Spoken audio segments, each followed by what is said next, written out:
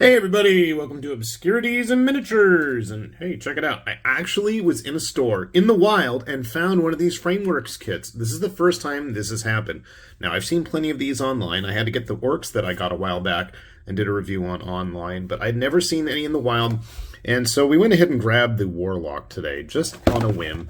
It was actually somewhat within impulse purchase price range. I had to pay about, I think it was 15 after tax. Not too drastic. But, I mean, I saw this, I saw those robes, the hat, and I do have a soft spot for both witch hunters and, magic sword wielding bad dudes. So I'm like, let's give it another try. I mean, I did enjoy the Orcs. I just thought they were kind of, well, plain. The actual kit itself went together great, and so I just couldn't resist. I'm hoping that with the larger figure, well, not larger figures, but with the more character-focused figures, things are going to be, well, okay, never mind. I was going to say something, and then I realized that is a whole lot of wasted space on the frame. Now, the frame itself and the quality of the model is top-notch. As to be expected, this is the same studio that does all of our Kingdom Death plastics, so I have no real issues there. Couple of different arms, but I think these are actually for the little familiar that could be hanging around on his magic portal thing. One of his hands has it. We have both the non-hatted and witch hunter hat type deal. Got a little bits and pieces there. Clear base. That is a 20 millimeter one. And this is kind of nice. We do have the clear effect parts. Interesting that the blade is like that. I'm assuming that's supposed to be the case. I tossed the box already, so I have no idea. But looking at the artwork there, yeah. And I have paint on my fingernail. How'd that happen? I haven't painted anything yet today. Okay, well, good to know. So much like my favorite Kingdom Death models, we do have quite a bit of tiny little pieces here. Mostly relegated to this section of the sprue. We do have a little goblet and wineskin that actually serve no purpose.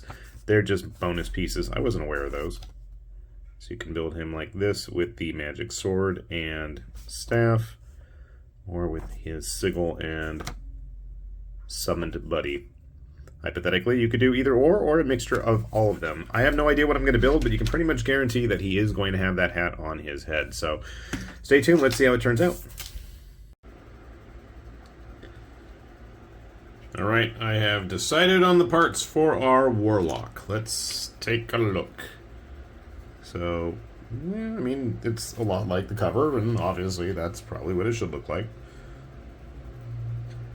Getting that little pack situated under his arm was a bit of a challenge, as well as those translucent parts. They did not want to glue on, and you'll notice I just used a blob of blue tack there on the demon coming through the portal. You don't even necessarily have to use him on that portal, but I mean, he reminds me of something like one of the little buggers from the Gate. God, I love the Gate. It's such a hilariously bad, traumatizing movie. The evils of heavy metal. But there were some cool effects in that movie. Yeah. Anyway, we had to put him on there. I'm going to leave him off just because I don't want to mess up the translucent parts too much, even though I'm sure I will.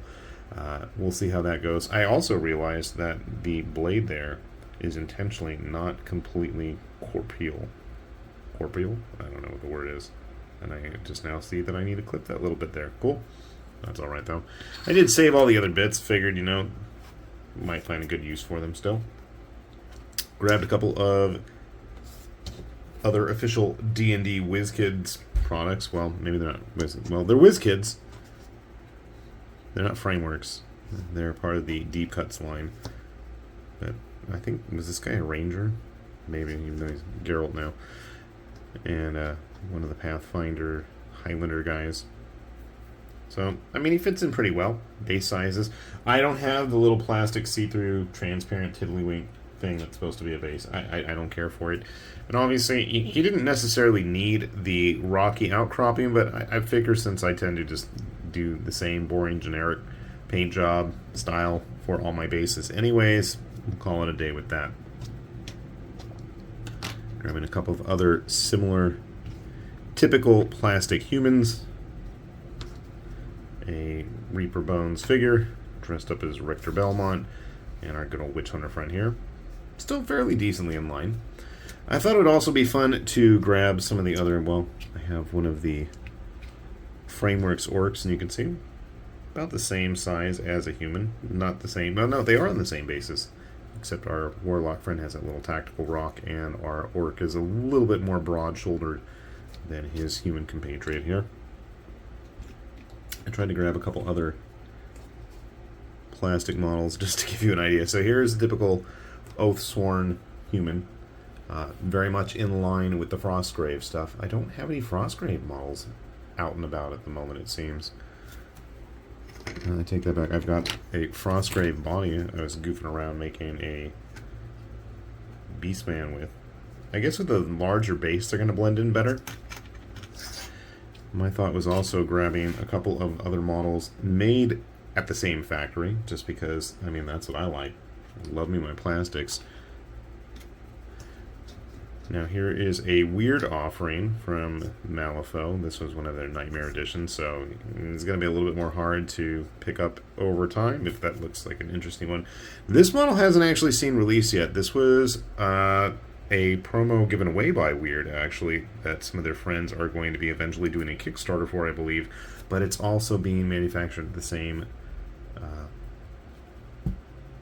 manufacturer, for lack of a better word, that a lot of this stuff is as well. Same frames, absolutely, and coincidentally, the same place and factory where my favorite Kingdom Death stuff is made as well.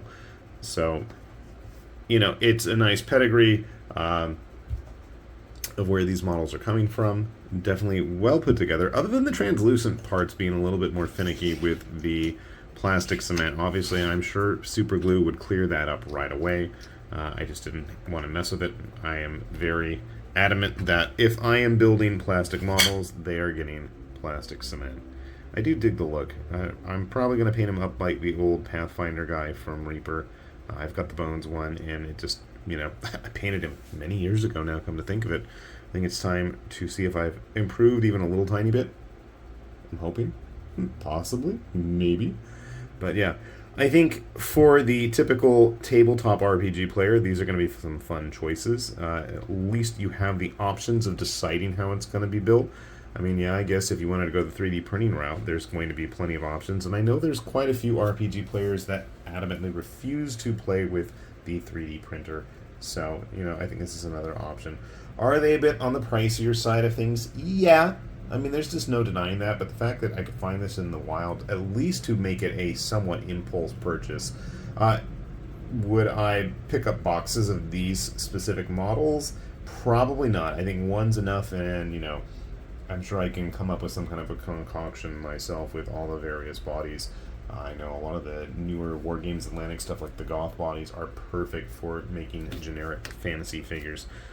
But, if you have something in mind, I guess obviously getting into the way more specific looks of figures, you know, like if you want a female dwarf fighter versus a male half-elf bard. I mean, you know, if you're going to get really, really picky about what kind of character class, I mean, and you don't want to do the Hero Forge route or one of those options, at least this stuff still has a lot of good choices for you. So I'm going to keep my eyes peeled, and I swear if I ever find this stuff getting heavily discounted, I will totally pick some up and continue to show them off every now and then. Sadly, we still have not painted a single orc, but hopefully we can get that changed in the future, right? Fingers crossed.